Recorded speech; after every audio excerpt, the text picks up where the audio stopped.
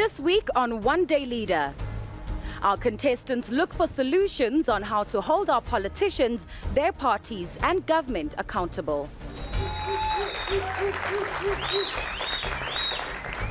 Sanmanani and a warm welcome kuninonke lapha emakhaya. Thank you so much for joining us here on One Day Leader. Khona la ku SABC 1 Mzansi for sure. Igama nginguPearl Shongwe. In a country where corruption and runaway public spending continue to make headlines, survey findings show that citizens' trust in political leaders, parties and institutions such as our parliament have declined. Now, as we prepare for our national elections in May, the country faces a huge challenge in building public trust in all its institutions. But what if that trust is broken? What can citizens do? And this brings us to our debate topic for tonight. How do we hold our leaders accountable for failed election promises? Nikumbule nan lapha emakhaya, you can be a part of this discussion by simply sharing what your views are on our topic tonight on our Facebook page, One Day Leader SA. Share your comments on our topic, please. You can also check out our Twitter page, that is at One Day Leader. Find us on Instagram for all the behind-the-scenes action, One Day Leader, and of course, the hashtag One Day Leader 7. I guess sizwe kuba holibeni ukuthi bona ngabathini ngalolu daba. A very good evening to you, Leader 1. Your vision statement, please. South Africa, I am a disability champion, an eye for the blind and an ear for the deaf. I am a helping hand in time of need and a fortress of refuge for orphans and a light of hope for widows.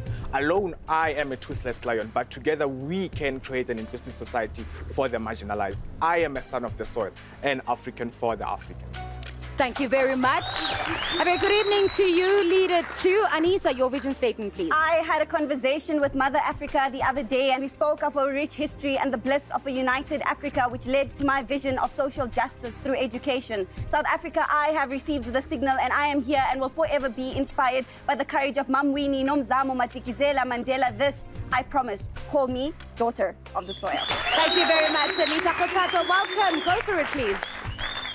I speak on behalf of the young man who has to choose between finding a job and completing his studies when I say that poverty doesn't look good on anyone. And on behalf of the grandmother who has to choose between settling her house bills and getting proper medical care, I say that no two human rights can be mutually exclusive. Thank you. Thank you very much. Moving on swiftly. Khosi, good evening. Your vision statement, please. In a country with high unemployment rates, fellow South Africans, let's make entrepreneurship a norm. The solutions to the country's problems do not lie on the hands of politicians. They lie on the hands of entrepreneurs. So we are all CEOs. Hashtag Kyadumela, I believe, forward. We go. Thank you very much to you. Busisiwe, hello. Your vision statement, please. I am not a martyr, but I am an activist and a black radical feminist. And I believe in the fire of black love and the sweat of truth in free, decolonized education. I am not here to imagine a world that ought to be, but I am here to create a world, an Africa, South Africa, that should and will be by any means necessary. And I am Agent Mufirifiri at your service. Thank you very much. And finally, Leader 6, welcome. Your vision statement, please. I believe in the fourth industrial revolution, a world where we are not excluded by not being able to compete with artificial intelligence. Because in this world, we invent it, we speak to it, and we solve problems with it. Because technology should never be a barrier to entry, but a bridge to progression. South Africa, I have been sent to tell you that the robots are coming. They're coming very fast. Thank you very much, leaders, for your vision statements. While South Africa, you have heard what they have to say. And for the past few shows, you at home have been voting to keep your favorite leader in the competition. Let's take a look at how our scoreboard stands at this point. This week's viewer scoreboard sees Leader 2, Anisa, leading the pack with 1,997 viewer votes, and Leader 5, Busi, trailing behind with 47 votes. This means that Anisa gets 1 point. Congratulations. Now let's take a look at our series scoreboard, where leading the pack is Leader 2, Anisa, with 12 points, followed closely behind by Busi with 11 points. Zindala Zombini. Well, Mzansi, we urge you to carry on supporting your favorite leader to keep them in the running. Let's take a look at exactly how you can do that.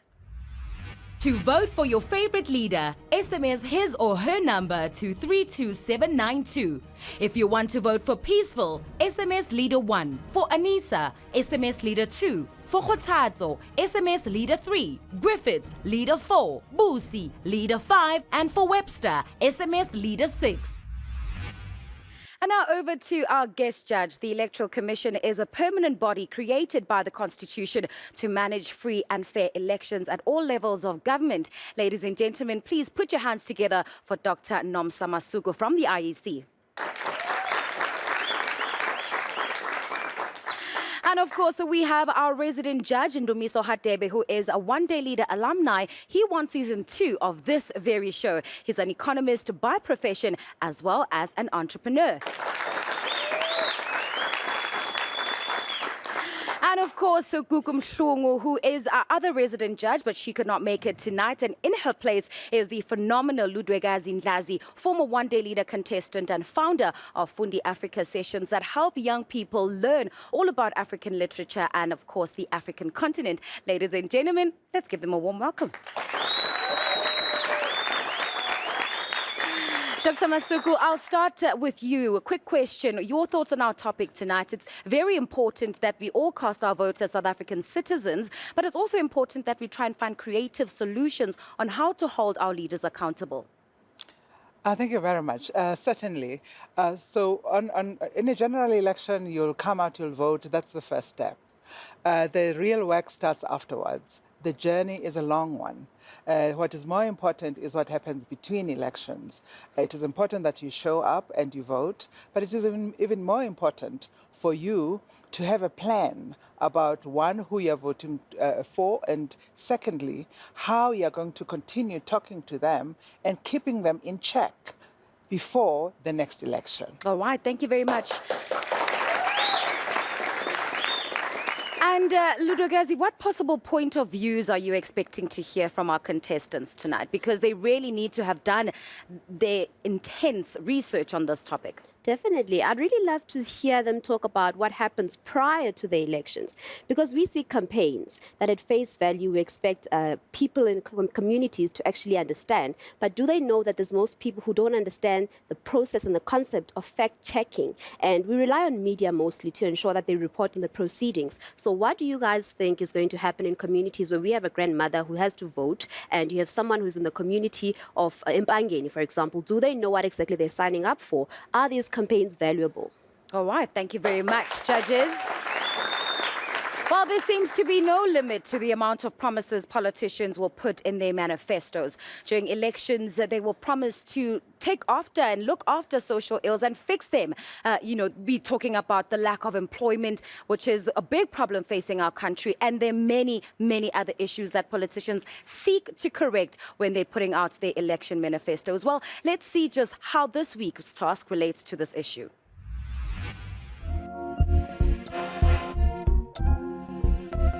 Good day, leaders. Daryline James is an activist from El Dorado Park. In 2013, she authored a letter to the former president of the country, Jacob Zuma, outlining the socio-economic ills facing her community of El Dorado Park. Promises were made. It's now 2019, and none of those have been executed. She believes that whether you vote or whether you don't vote, you don't have a say. How true is this, leaders? For this task, I need you guys to go to the community of El Dorado Park and speak to residents and find out whether or not they'll be voting as South Africa heads to the general elections come the 8th of May. We just received the task, and it's essentially about going into El Dorado Park. Very interesting because we need to know whether South Africans are going to vote or not. Talk to these residents. Find out the reasons behind their reasoning for not going to the polls or for going to the polls. Because you're the lead on this task? We went into discussions to discuss how we're going to go about. We discussed that we're going to meet Daryline at El Dorado Park and get her views and actually interview people from El Dorado and neighboring communities, try to understand their views and whether they're going to vote or not.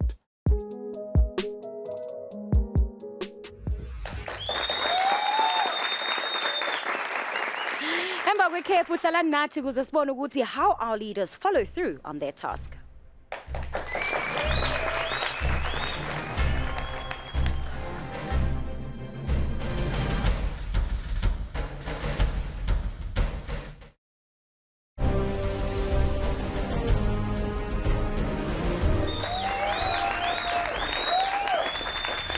Ngibineng namukele ku-One Day Leader. Our tonight's debate topic is how do we hold our leaders accountable for failed election promises? Well, current literature teaches us that your vote has the power. The statement that is heard every year at election time is your vote can make a difference. Sounds familiar? Well, how about be heard, express yourself and vote? I'm sure you are familiar with that one too. But as we previously saw in the insert, people on the ground tend to believe otherwise. So, Ndumiso, Jiwis, you know, this question, we ask it all the time. We talk about it as peers. What are you expecting to hear in terms of solutions from our contestants tonight when it comes to this? I think that given that this particular election will be quite a special one, given that there's a new surge of or a demographic of young people who will be first-time voters in this specific election. So it would be quite interesting to see their interpretation of the progress that has been made in the past 5 years, but also how they translate that into how they see their future in the next 5 years. And so I'm interested in seeing what has come out from what the leaders have investigated in this particular task. Thank you, Ndumiso. Nikhumbule ukuthi nani lapha emakhaya singathanda ukuyizwa eyenu imbono. Ngakho-ke vakashelani i-Facebook page yethu One Day Leader SA to share your comments and of course your views on our topic tonight. Also check out our Twitter page at One Day Leader. Instagram is One Day Leader and hashtag One Day Leader 7 to make sure you keep us trending. Now let us find out from our leaders what their fact-finding mission unveiled. Let's take a look at this.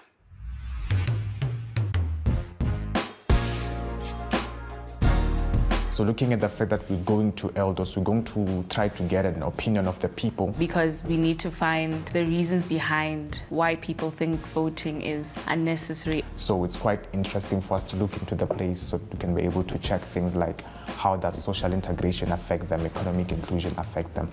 Hello, Auntie D. Hello, how are you? Good, yourself? Good, thank you. Hello, how are you? Thanks, and you? My first question to Delorine was, is she going to vote? That's an interesting question. And as we know, all the years, we've always said, vote, it's the right thing to do. Yeah. And I've always agreed with that sentiment. But lately, and especially with working with challenges and youth daily, and especially with being so involved with government and the various government departments, I'm not sure if I'm going to be voting this year. There's a power in registering to vote and being a number, being a statistic that is counted for, but not voting, because that interrogates a number of things. Things like, are people being held accountable? And I know that change can never be overnight. It can never be that we become a society that expects to see change within a couple of months. We are still healing from the past apartheid regime. But I'm asking for, give us feedback on what has worked. Give us feedback on what has improved. Give us feedback on, okay, that hasn't worked. She's not satisfied with the governmental implementations. She believes that many promises were given, few were delivered. So the feedback that I got, most people are interested in voting. They're excited to vote more than anything because they feel as though their vote is actually going to make a difference. Can vote this year? Yeah. True. Are you going to be participating in this year's elections? Yeah, I have to. You have to. Why do you feel you have to? I've seen changes so far. Though they will differ with me. Are you registered to vote? Are you guys registered to vote? I mean, are you going to vote, participate in these elections? Yes. What do you feel about these elections? These elections, I don't know whether it will serve us as a community of El Dorado Park. Okay. Because it's like we're being sidelined. Any political party that wins, I just hope that they can provide jobs for the young people. I want to ask, your organization, the Yellow Ribbon Foundation, I wanted to know, why did you start? Why do you do what you do? Why do you run out and help? When I spoke about why she does what she does, why she gets up in the morning, she got a little bit emotional. It takes me back to that painful time when my son was on substance abuse. Darylene is a strong woman. I think that what carries her through is her resilience. I overcame my struggle by becoming an active citizen. I overcame my struggle by getting involved in finding solutions other than feeling stuck and feeling sorry for myself and expecting handouts from government. And this is why I started the Yellow Ribbon Foundation. I think I began to understand my power, the power of my voice and the power of being an active citizen. And like I'm saying again, the Constitution says the people shall govern. Wil jy stem om te vote hierdie jaar en hoekom? Ek wil stem om te vote, maar elke keer as 'n mens stem om te vote, dan gaan niks wat regkom in die Eldorado Park. There's a lot of promises about developing Eldorado Park and its community in a sense of service delivery. But we are struggling. So far, how much do you think they've done? I can say approximately 15%. Ja, ek gaan stem hierdie eleksie. Die rede vir my stemming wat ek gaan plaas, ek het amper nie gestem nie. Maar ek het besluit omdat ek nou 'n nuwe party ontmoet het. There's no proper infrastructure like skill centers. We don't have nothing. Crime is at a high because there's no jobs. Are you going to vote in this year's elections? We must vote. Because even if you don't vote, things will still be as they are. So that vote there might be a difference if you vote. The underlying reasons that we found when we're investigating is that they feel as though they're not connected with local government. They're not able to be represented and speak to them. And so they feel like somewhere, somehow, there's a disconnect. The feedback we had from the people was that people are willing to vote. They don't have a problem with participating in any democratic process. They just show dissatisfaction from the political parties that are in power. Toila, are you going to vote this coming election? Why?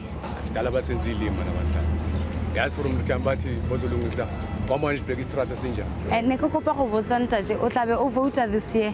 Yes, ma'am, I can vote. What change are you looking for in this year's elections? There should be like learnership programs. Yeah. We haven't got enough learnership programs in elders. Yeah. Infrastructure. Ek voel dat ons gebruik word. As ons klaar daai merkie gemaak het, dan is ons nie weer belangrik nie. I think most of the time people think that, okay, I've cast my ballot, I've put an X next to a certain party, they're going to deliver immediately.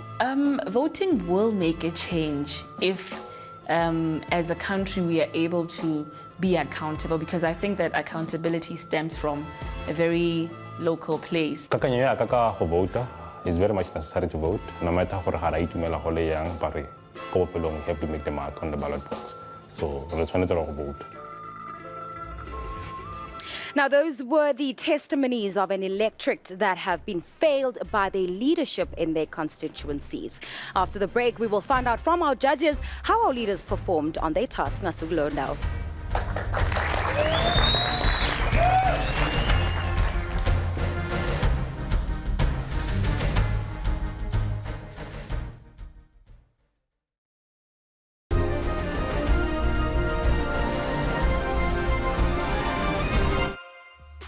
The National Youth Development Agency, it's an agency of all young people in South Africa. Over the last few years, the organization has existed in affluent areas, in towns and so on. So what we've been doing now is to take it to rural areas, to townships, so that young people across the country are able to benefit out of it. We continue to impact the lives of young people for the better. Gipinding Namugelegu, one-day leader. Now, as you've seen, the NYDA is an agency that is helping young South Africans be more proactive, building the economic future of our country. The youth are our future, and with organizations such as these at the forefront, we're more likely to see South Africa grow in big strides. Now, before we start our first debate for the evening, let us hear from our judges how they thought the contestants performed on this week's task. Ndumisa, I'll start with you. You saw what the contestants were up to. Do you think they asked the right questions? Just your general comments on how you thought they fared. Look, I think it was quite interesting that they chose the community of Eldorado Park. And so, Griffiths, with that point, the choice of the location, Eldorado Park, what informed the assessment or you guys going to investigate with respect to this particular question in that particular community? The colored community is not muchly interacted with. So we wanted to understand their views and beliefs on why is that so. And remember, they're actually faced with a big drug problem there. I see. All right. Webster, colored community. Yeah, I think as a colored person myself, I think that it was important to understand the context. Firstly, that a lot of how they are being neglected is what forms their socioeconomic problems, and those are things that inform. So if government were able to address just talk to them or be there once in a while, don't think that they would be facing as much problem. So yeah, the forgotten, I agree with Griffiths, yeah. Thank you All very right. much. Satisfied? Thank you very much, Ndumi. So, Doctor, just, sheesh, that was quite a task that our leaders undertook. Do you think they performed to your expectations? And do you think they asked the questions that they should have been asking? I think they did. I think the contestants were good in teasing out a conversation with the public about what is it that you are thinking about as the election comes, and they were able to elicit from those conversations the reason why people. Some of them would say, yes, I'm going to vote, but I'm a bit unhappy. And then for someone who says, well, I'm not going to vote because I'm unhappy. So they were able to get to that, and I think that was very useful. All right, thank you very much for your feedback. Now, Shuba, but before Shuba, let's get a sense of what the debate rules look like before our leaders get into their first debates. These are the rules for the one-day leader debate. You have 30 seconds to state your opening statement, 60 seconds to challenge your opponent, and 30 seconds to conclude your argument. All right, our contestants are pretty familiar with the rules of engagement. The debate here to Yoqala is going to be between Leader 2, Anisa, and Leader 6, Webster. Anisa, your 30 seconds start now. All animals are equal, but some animals, some animals are equal more than the others. In his book titled Animal Farm, George Orwell warns us about the manipulation of accountability by leaders. A recent study alluded to us that for as long as members of parliament are selected and answerable to their parties, then they will never be accountable to society. Hence, I'm proposing the introduction of a new policy, which I call the non-compliant tax policy, in which a scoreboard method is used with set benchmarks that will hold leaders accountable and taxed should they Thank you very much, Anisa. Your time is up. Leaders, you have 60 seconds to engage.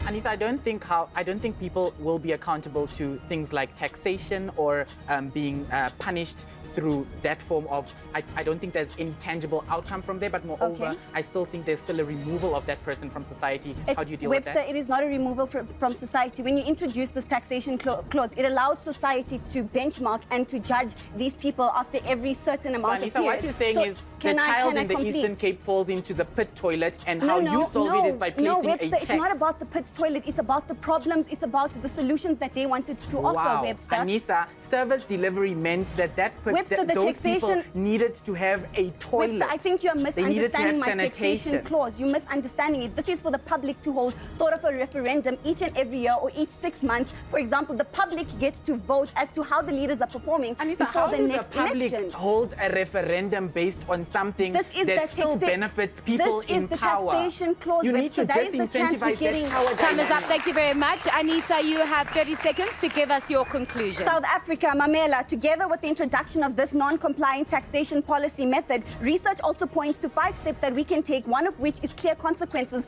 of which this policy speaks about. Denmark is doing a great job at this. And so George Orwell concludes by showing us that the creature outside looked from pig to man, from man to pig, and again from pig to man. But it was already impossible to see which was which. Let us not reach this point, South Africa. Let us accomplish those promises that we made to Umama in the community, to the youth, and to South African citizens in general. Time is up. Thank you very much.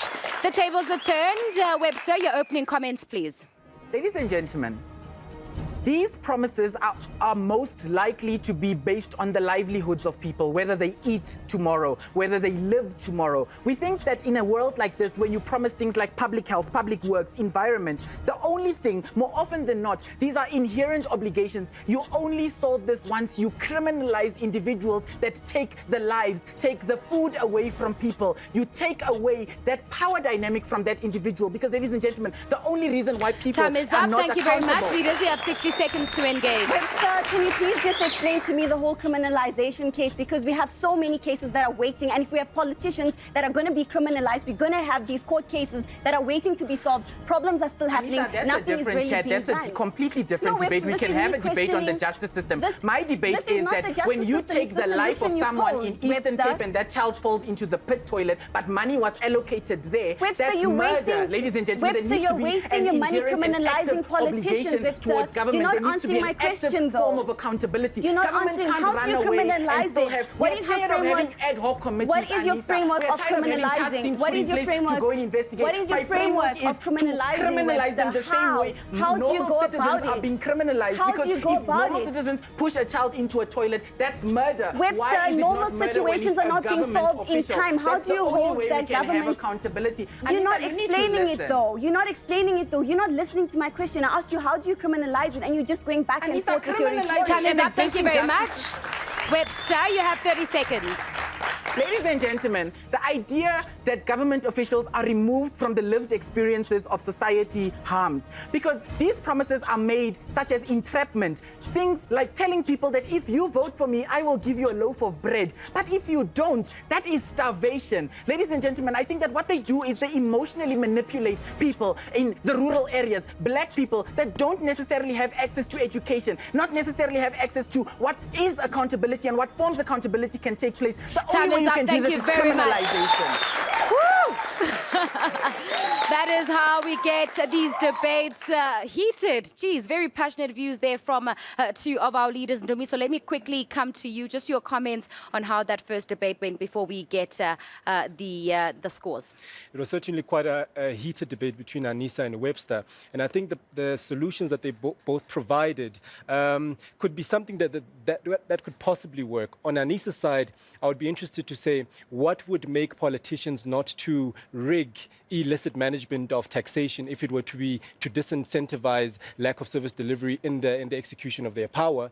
On the other side, I think Anissa also asked a very pertinent question as to what framework of criminalization are we looking at, given that there are existing institutions that are supposed to be playing that role. Are they not? How far are they playing that role? And how can they be strengthened to further play it? So some gems came out from this debate. All right, I'll quickly give you a moment to just gather that scorecard from your fellow judges so we can find out which of our two leaders between Anissa and Webster, Leader 2 and Leader 6, will walk away with that first debate. I see Dr. Masuku also putting in her last-minute comments Webster there. has taken this debate. All right, congratulations, Leader 6. Well done.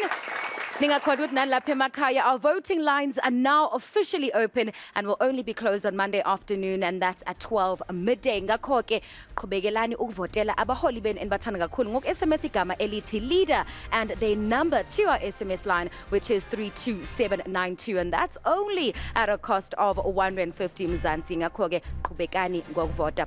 Nikhumbule, your votes will be revealed at the top of next week's episode. Masibuye Dolo, we get into our next round of debates.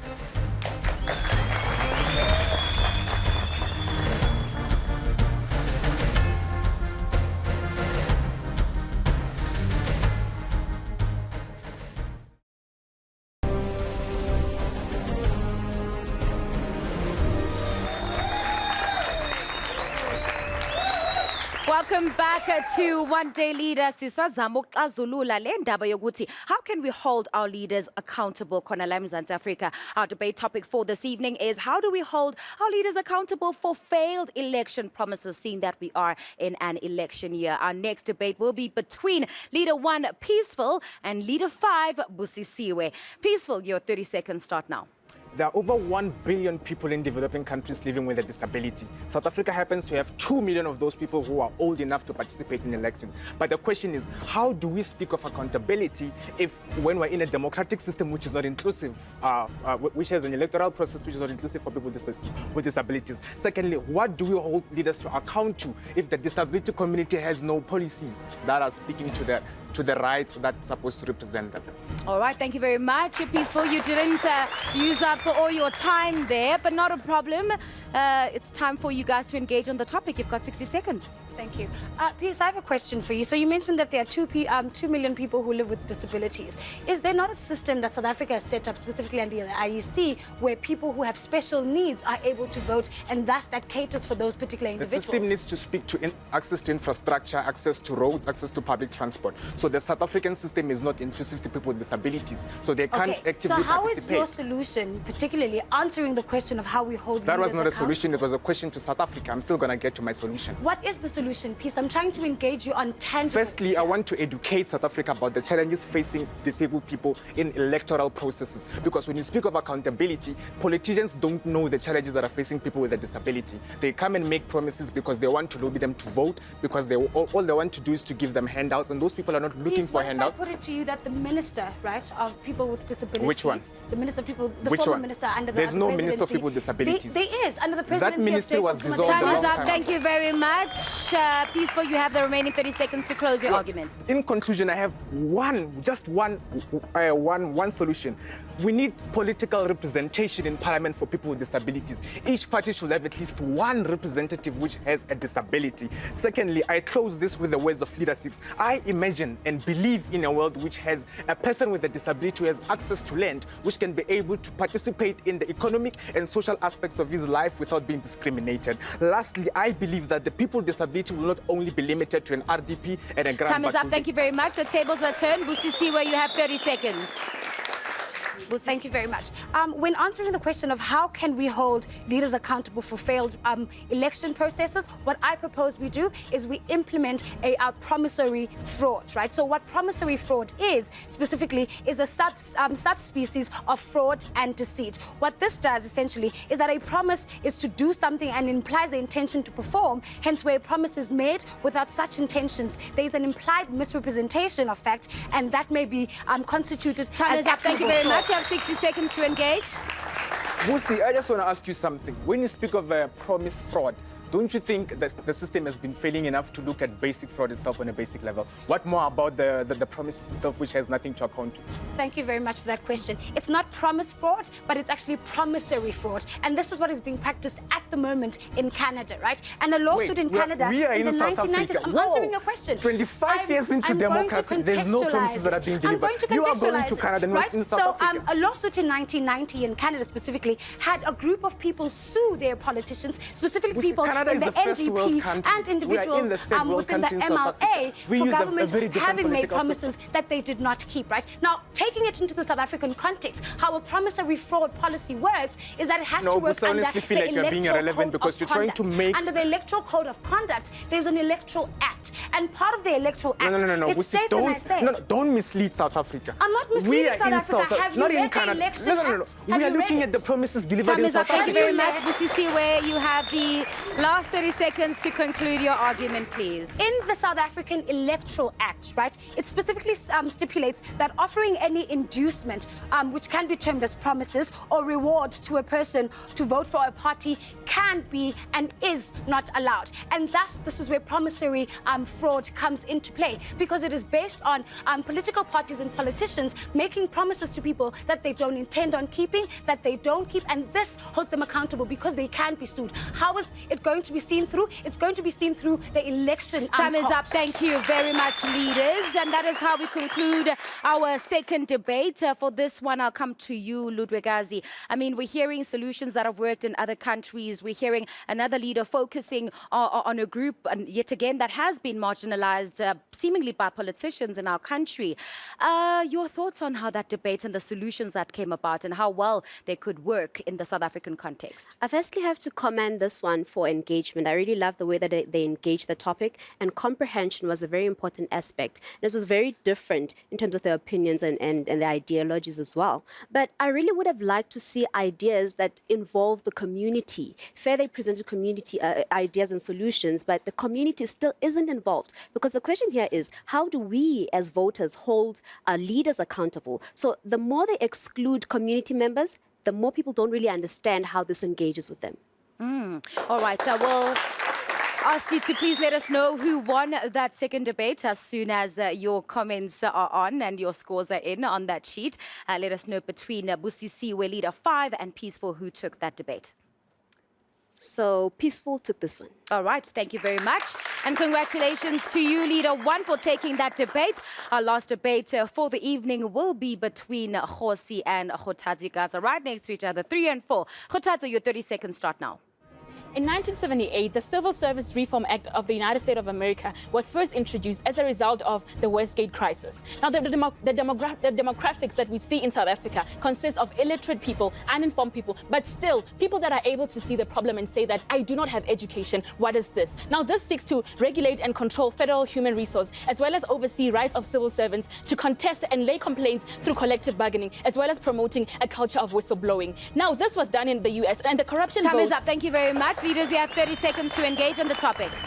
No, well done. We have heard enough about the US. What's your solution to South Africans? The reason why I'm speaking about this solution of the USA is because we have to prove to the people why are we not allowing whistleblowing in the state. This is not only about the US, it's about a method that can work. Do you know of the national closely. landline, the presidential one, and the provinces? We need to speak about things that are not yet being done. We need to speak about things that are not yet being done. In my plan, Khosi, you text them. in my plan, Khosi, I'm not speaking about the normal person picking up their cell phone. That might not even be answered. I'm speaking about the civil servant that works in the public, the one that sees what is happening in the highest offices. In the highest offices, I'm speaking about the layman in this term. Oh, okay. I thought we were all normal. We need to understand that ever since this was implemented in the US, the corruption rate that initially led to the no service delivery dropped from 85% to 40%. Between a political leader and a manager, who's failing? Remember, in municipalities, we have a mayor and a municipal manager. That is what we need to understand. Exactly. Bring us solutions civilians, to that. we do not understand who to blame. And so I'm saying that the people that work together know what Time the fraud is up. is. Thank you very much.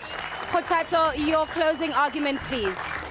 The Constitution needs to be amended and to be inclusive of a policy that consists of hiring people on merit, conducting evaluations at all departments, as well as incentivizing and protecting the effort to blow whistles on corrupt and fraudulent activities. Because if I don't have the government supporting me, I might as well be on the fraudulent minister's payroll. That works for something. So what I'm saying is that we need solutions that are cognizant of the fact that leadership accountability cannot only be questioned by the layman, it also has to be questioned by the civil servant that know more about this. So let us implement this policy in order Time is up. Thank you very much. The tables are turned. Khosi, it's now your turn. Let's introduce the Public Governance, Performance and Accountability Act No. 4 produced by Leader Ford in 2019, which produces a framework that focuses on cooperation, partnership, which will allow us to have a social contract for political accountability.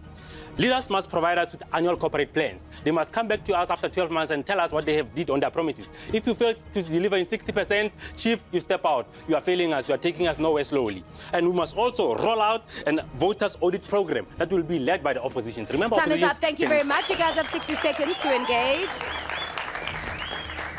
I think the flaw in your debate and the question that I'm going to have is that, are you saying that the engagement between the people and government is not happening, or that the government does not report back to the people? What are you saying? Okay, but I'll break it down to you. You see, we have chairpersons and leaders who, after being elected, they leave the community. They become higher structures and the community is failing to break this communication. Now, I'm saying, let's make an act that's going to come in between. And These people must commit to coming to us that you're going to have a plan and then come give me feedback. Khosi, I'm going to say to you that in a normal meeting where a chairperson speaks to the people, it is more of not even an engagement. I speak to you and I tell you how we've been doing this, and you don't even get to respond. And if you get to respond, I'm going to show you the flaws in the document that lead to why you were not able to receive them. Can I respond? Yes, you may. Do you ever attend public hearings and public participation by government?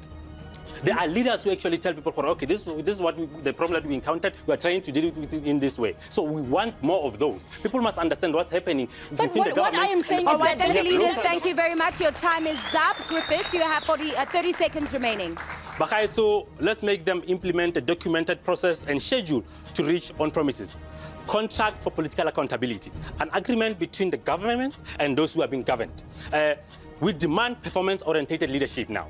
It's been a high time that this contract must be signed before elections. After elections, come to us, show us what we are delegating this person to deliver in this way. If that person is not delivering, we must come to you and say, Chief, your person is not delivering. With that, Bakayetsu will be going forward.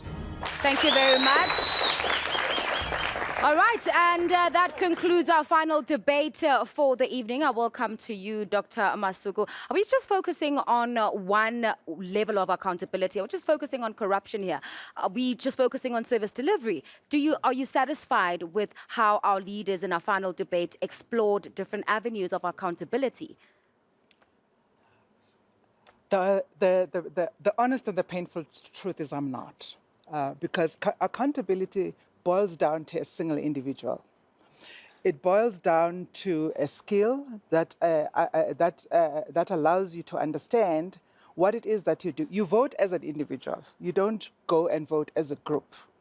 And therefore, what you have to master is that once I have voted, if my vote is that powerful, what is it that I can do practically in order to interface with the representative that I have chosen?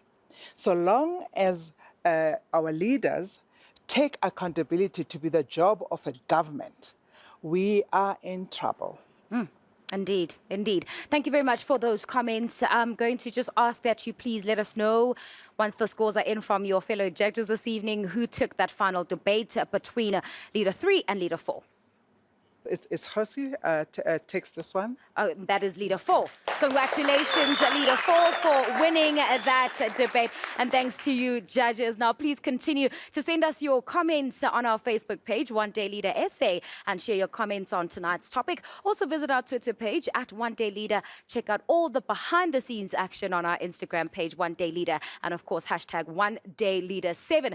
As I take you to the ad break, our studio audience will also get an opportunity to have their say by voting for their favorite contestant this week. Now remember, they can only vote for the 3 contestants that won their respective debates. You also have an opportunity to vote until Monday at 12 noon. Vote carefully and make sure that you constantly listen to what it is our leaders have to say. Vote by SMSing the word leader and their number to our SMS line, which is 32792, and that's a cost of R1.50. Time for a quick break.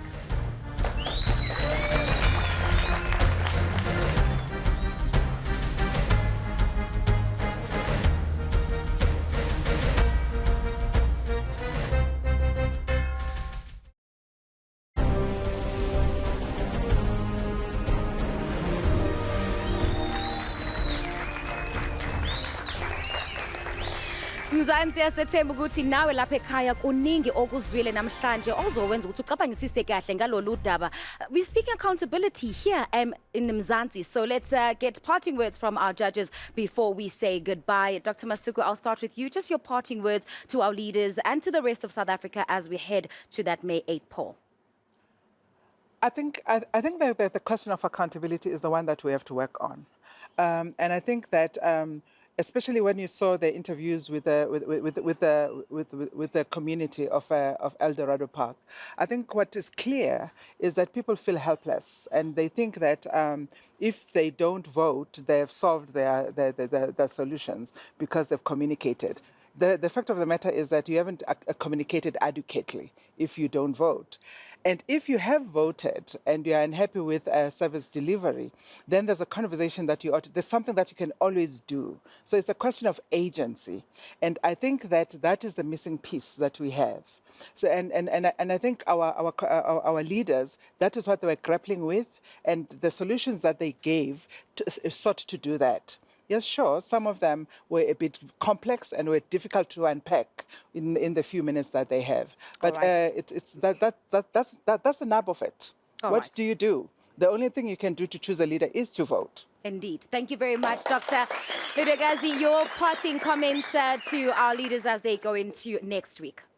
Our future is in great hands. I see future policymakers here because some of the ideas that were presented today, as my fellow judge here mentioned, are very complex. But if you actually zoom into it, they understand the problem. And it really can be a practical solution. If time is spent to really expand on it, it would actually work. And we're also considering the fact that it's various ideas that came about, which are going to be specific to different geographical areas. So I really think you guys did a great job. And you continue being a leader every single day of your life. Thank you very much, Ludagazi. And Ndumisa, we'll close off with you.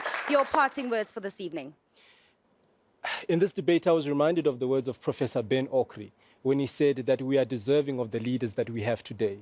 And that places the responsibility on us as citizens, and as Dr. Masuku has also mentioned, that sense of agency. And this comes to a point where we ask ourselves, what kind of South Africa do we want to build? And in order to get there, what is to be done, particularly as it relates to the question of accountability? And I guess as we lead to May the 8th, what is to be done? Thank you very much, judges, for all your contributions tonight. We will now find out from our audience who their favorite candidate for this episode is. And congratulations, Leader 4. You were the audience favorite. It's time for us to take a look at our overall scoreboard, looking at tonight's episode, of course. Leading the pack is Anissa with 12 points, followed by Busi with 11 points. Will they lead us to the end of this season? Let's find out next week. You remember, you at home will be showing you your voting results at the top of next week's episode. Voting lines will close on Monday afternoon. Ngakho-ke qhubekani ngokuvotela abaholi benu enibathanda kakhulu. Ngithanda ukubonga our candidates, our judges, our audience. Kanti-ke nalapha emakhaya ngokuba nathi kulesi siqephu sethu namhlanje se One Day Leader. Next week we'll be discussing yet another thought-provoking topic. Before I say goodbye, I'll leave you with this quote from philosopher Plato. One of the penalties for refusing to participate in politics is that you end up being governed by your inferiors. Take a moment and let that sink in. From myself, Upel Shong, Umtimanzu Bambo Lunye, and the rest of the One Day Leader team, Ngitsignina, Aiklabene, Aspinas Bonanen Futi, Gevigelande Live. Bye-bye.